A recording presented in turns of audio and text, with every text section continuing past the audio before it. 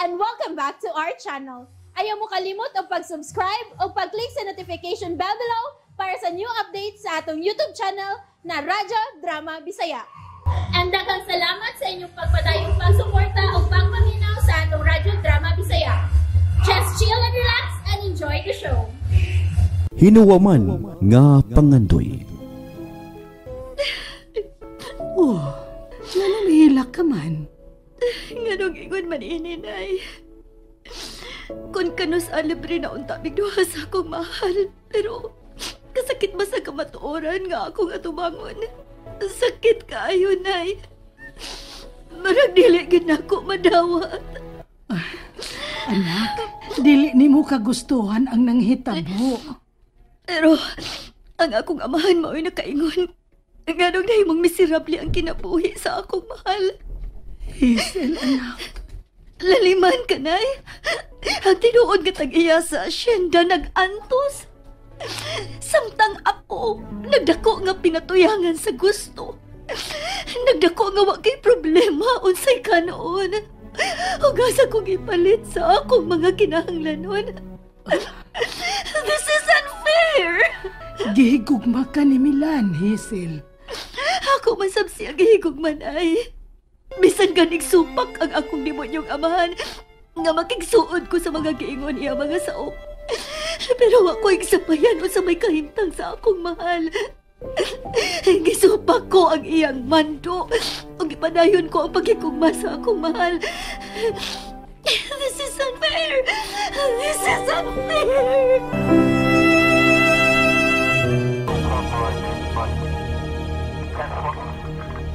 Dili ninyo kini mabuhat nako! Nganong inyo kong prisuhon? Nagkasa ka, Emilio. Senyor Emilio! Nganong wala ko ninyo, Taura? Angay badayang tahuron ang usa ka kriminal? Dili ka na mulaban ako, Atty. Gomez. Tungkol ka naglagot ka! Nagilisan ko ikaw nga mo'y akong abogado! Nalimot ka. Ako mo iwa na mo kontak nimo. Tungod kay dili ko na maton ang imong kasalbahes, Emilio. Ang imong pagkakriminal. Gusto na, Papa. Mo'y sa general nga kinahanglang ibalhin dayon siya sa syudad. Aron masiguro gyud nga way makatabang niya aron makaikes. Mao ginay angay nimo buhaton san. Kinahanglang mga kag court order nga ibalhin siya sa syudad. Maayo dito, dig-on ang mubantay kaniya. Dili mo mulampos! Doon na ba ko'y kwarta? Ipaniguro ko, Senyor Emilio, nga bayaran mo ang gibuhat mo sa kumaginikanan. Oh!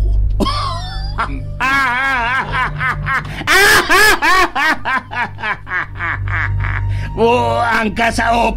Nato ka? Nga mahilog mo gyud ang asyenda? Ikay nangilog. Ipaniguro ko gud nga dili ka makabuhi din ni bilangguan. Sobrang pagpaantos mo sa kumaginikanan. Tungod lang sa asyenda, imong gipatay ang akong amahan o ginahan. Di ba gyud ego, imo unta kong ipaanod sa sapa.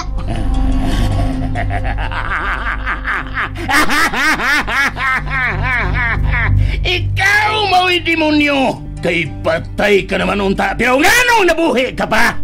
Ayaw na pag-usik kung panahon niya ng salbahis, Milan. Milan, tana. Atong falaupon ang pagbalhin niya ng salbahi sa syudad aron dito mabantayan siya pagayo. Tana. Di ko makatugot nga makaikiyas pa sa balaod ka ng demonyo. Naagi taong di boy naso, no? Karen, Nganon dili man ko makasulti, anak nang. Imagine, kitang tanan na muyo din nga wa gyud magtuo nga usa di ay ka-impostor si Senyor Emilio. Og ako mo imong gipasabot nga di boy nason? Kinsa pa man daylain? Imagine, dili day ni inyo ang asyenda. Pero swerte kaayo ka kay imo day gihapon ning mapanag-iya. May kasuko ka ba nako, Karen? Wa man. Pero naibog lang ko si imong kaswerte, Hazel. gusto na, Karen. Kaniadto pa may pagbati na si Milan kang Hazel. Pero wa kini niya mapadayag. Kay wa pa man makasabot si Milan unsay gugma. Kaniadto pila kahigayon nga akong gipangutan na si Milan kung may pagbati ba siya ni Hazel. Pero mopadayon nag-ingon nga wa. Pero ganahan lang gyud kaayo siya ni Hazel. Ayaw lag mahayi si Hazel nga siya gipili ni Milan. Ayaw pagtuo, Karen. Nga gikalipay ko ning hitapua. Wa man ko mahinugon nga nabawi gyud ni Milan ang unsa may naa niya.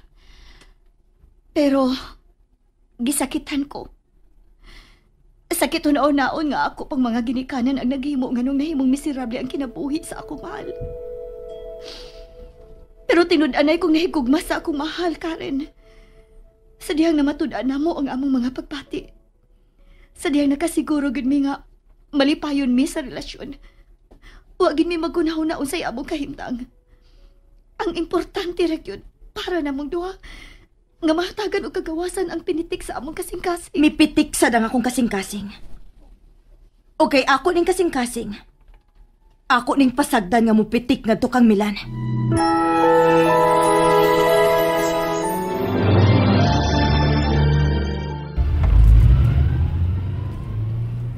Salamat inyo, Attorney. Sir Attorney Gomez. Dili ka angay magpasalamat, Milan. Ang among gibuhat ni Papa. Marugid ang pagsubay sa kamaturan. Mga na tinuod, Milan. Dili lisod ang among gibuhat. Kaigo lang namong gisubay ang kamaturan.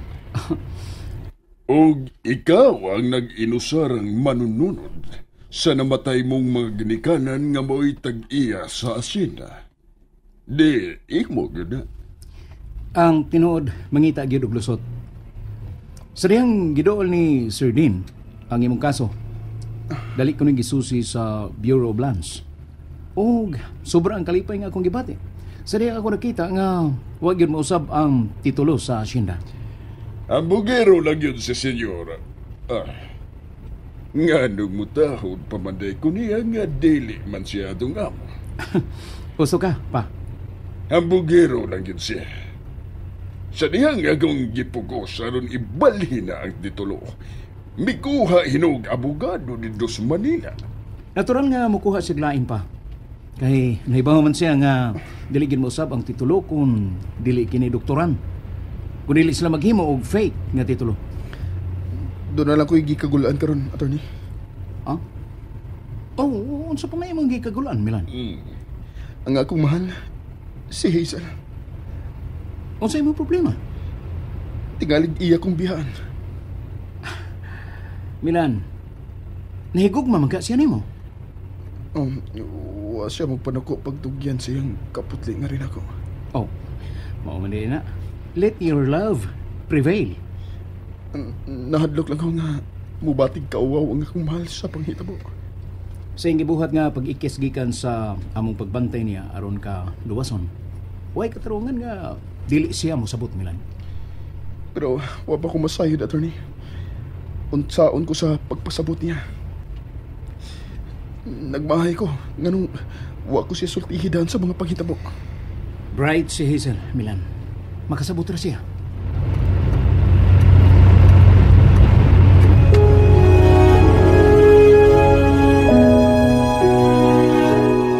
Yorita! Sangpita ko sa ako nga, Noy Butoy. Kuan man good. Dili na ako ang anak sa inyong amo. Pero, asawa naman yun nakas akong amo. Daan ka nang nasayod sa sitwasyon, Noy? Sitwasyon nga unsa, Yorita? Ayaw lagi ko sampitag, senyorita. Dili na ko ang gayan, anak. Sangpita lang ko sa akungan. Maikog ko eh. Ma'am lang? Sangpita ko sa akungan. Paita ini eh. Tubagan ako sa akong pangutana ganiya. Hain naman ato. Kuan, kining, daw eh. Mag-inday na lang ko nimo. Bahala ka, Noy. Sige na, tubagan ako. Daan ka nang nasayod nga dili gud ang demonyo kong amahan, ang tag-iya ining maong asyenda. Wa pa mong ko igong kabuot sa maong panghitabo. Pero, katong akong amahan, mo ilabang suhito. Hain naman ron siya. Kinsa day? Ang imong amahan. Na, dugay nang giukit sa mga wati day. Bitaw day. Dugay naman taong namatay si tatay good. Pero, sawa pa siya mamatay. Naghagod gud siya suwat sa mga panghitabo. Unya, iyan ang gihatag nako aron pataguan.